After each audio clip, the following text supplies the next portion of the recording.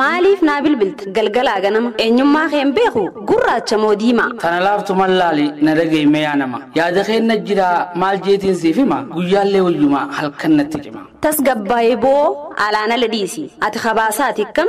hayamee odeessi jaalatamuun dura jaalachuutu caalaa tanumaafiin si jaaladhee akkanatti alaana la haaya badaboo arra maal jette san siin jaaladhee huu jettee usaamee baasaa tanaaf gurrina yuusa Hai maali bereedu maaltu baasame jaalalti dur jirti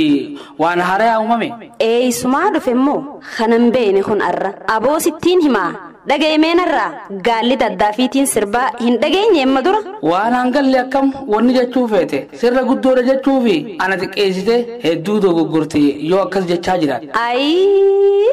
suuta ji'imee mucaa dubbiin siqqirima an hiriyaateetii miti ammaas sittiin himaa eessaa dhufe isa kun ija cufatee deema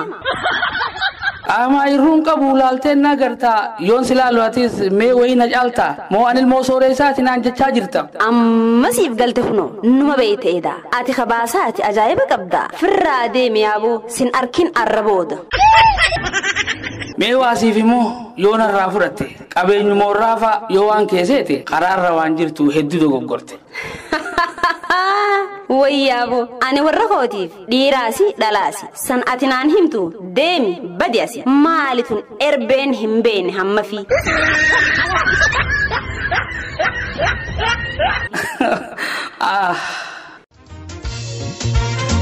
onni qoosiif banee jaalalaaf qopheessee baay'een si kadhadhe abdii kutuu dhiisee siin jaaladha ture baay'ee natti tolta akkaan si jaaladhu ati nuuni beekta garuu osoo beektuu na jalaa callistee jaalala dhugaarree ejjettee dabarte siin jaaladhe malee maaliin si billeesse iji koosi malee kan biraa yoom laalte hirriiba dhabuu koo ati yoom agarte si arguudhaaf jedheen ganamaaf galgala daandiirra dhaabbadheen dhokadhee si laala maal gatii qabaree yoom anaaf hubatte niin bireede jettee baay'ee of guddi kana booda garuu keessa koosi jibbe jaalalaan siif qabu deebi'eetiin dhabe maaliin siif godharee faallaa kiyya taate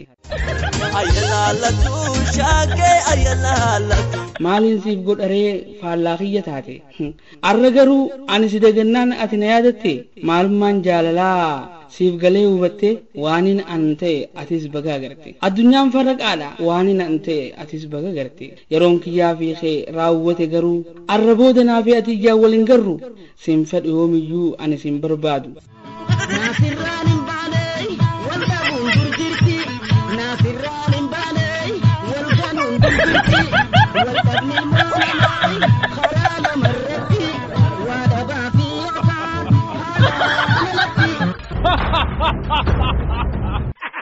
sidhabe jedheetis tasuma hin gaddu ati na jaalattus ani si jibbeera yeroon sitti dabre sitti orreera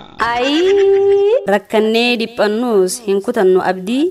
jireenya addunyaa bu'aa bahii qabdi yeroon tokko oli yeroon takkaas gadi mudannoo jireenyaa gammachuu fi gaddi jaalalan jijjiirtu qabaachuu fi dhabni jaalalli kennaadha qabeenyaa mimaddi yaadaan haguugamnuus ni baana ifatti nu waliif dagalee riqicha jiruuti nu waliif dagalee riqicha jiruuti gooloo gaarii dhabnee gadbaanuus karatti abdii keenya murree hin baanu kophaatti rakkannee dhiphannee hin hafnu akkatti jiruun fiizikaalaa boru jijjiiramti obsineeti bullaa boodanuuf dabarti maalummaan jaalalaa siif galee hubatte waanin an ta'e atis baga agarte addunyaan farraqaadha kacarraan nuuf qoodi fudhannee harkatti imimmaan jaalalaa kajige bobatti gorora jaalalaa soorannee onneetti wal uffannee bulla nu wayaa waliiti wal uffannee bulla nu wayaa waliiti